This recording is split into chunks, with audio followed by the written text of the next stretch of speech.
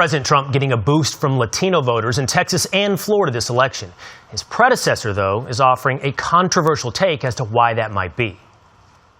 There's a lot of evangelical Hispanics who, the fact that Trump says racist things about Mexicans or puts detainees, undocumented workers in cages, they think that's less important than the fact that, he supports their views on, gay marriage or abortion.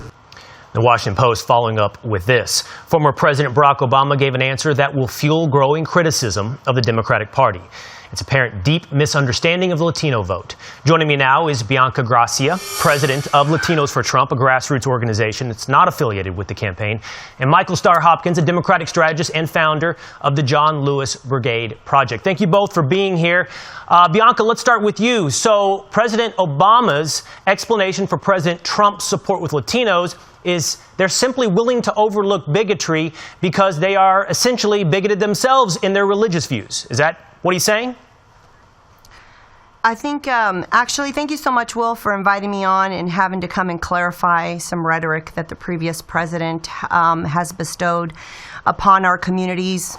It's a backlash. It's no worse than Joe Biden saying that you couldn't vote for Trump, if you were black. I think it's condescending for him to undermine our voices and our votes. We had a 200-300% increase in Hispanic voter turnout in the Valley, which is a Rio Grande Valley down in Texas. You had, it's just appalling to say that we would rather defend our religious liberties than to ignore things that have been previously said. Or they always use the race card, and that's the thing. And so the fact is that in 2014, Obama is the one that made the cages for the illegals that came across. And the fact is that he is the one that deported more people than under President Trump. And those are the facts. And our Hispanic communities are awake to that. 70% of our Border Patrol agents are Hispanic. And it was time that we decided to come to the polls and vote what was best for our communities. And the policies that are coming out of President Trump's administration do benefit our communities. Michael, let's set aside for a moment, although it's difficult to, but let's set aside for a moment what was a fairly condescending statement towards people of faith. I want to just address what Bianca said there. It's flat wrong. President Obama was the one who built the cages that he is now alleging President Trump put immigrants in, and therefore they should be holding that against President Trump. What more, and I don't know how this escapes him, President Trump has never said anything opposing gay marriage. It was President Obama that first opposed gay marriage before embracing it. President Obama's just wrong in his characterization from start to finish here, is he not, Michael?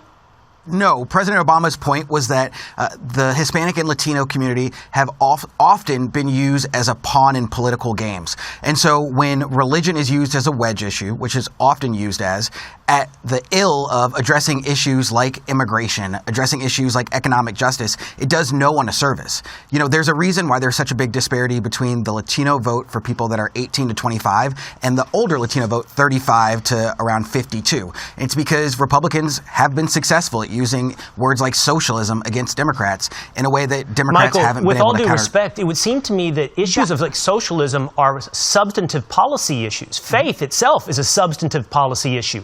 It would seem to me that identity politics, the embrace of race, is a wedge issue. Let me give you an example, if I might. This is something that President Obama said in that same interview with The Breakfast Club about what President Trump is doing to appeal to white voters. Listen to this.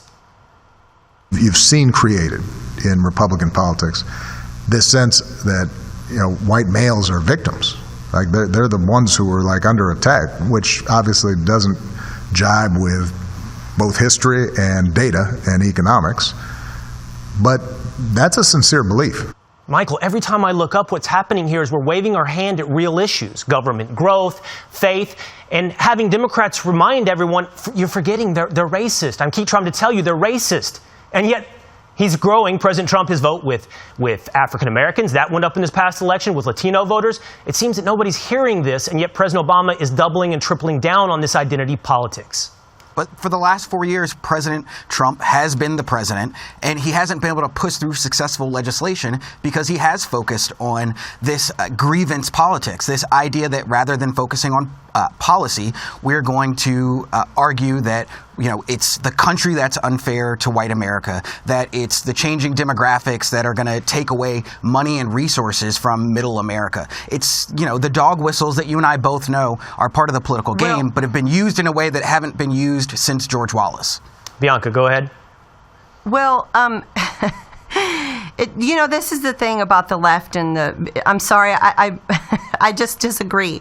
The policies that have been coming out under President Trump's administration clearly have benefited our communities and all communities. It's all communities. It's not just, there's no pandering to race and one race is better than the other, or ethnic group, is better than the other.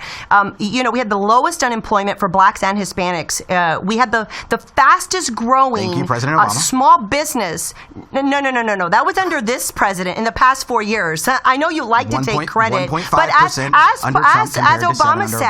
Obama said, what is Trump going to do? Come sprinkle some fairy tale dust over and the GDP is going to grow? No, actually, we have the fastest growing small business of Latina business owners. That is who, under President Trump, benefited. You saw less taxation, you saw less government regulation, and that is what caused, there was more money in our Latino pockets at the end of the day because of all of the deregulation that President Trump did. At the end of the day, that is what Hispanics understand. We understand our pocketbook. That's what we understand. We do not completely agree with any of the socialist communist agenda that is coming from the left at all. We have this election this is how the Latino rejected your communist agenda, is how we rejected it, by going to the polls and casting our vote for President Donald J. Trump. It was that clear. We did it in Florida and we did it here in Texas.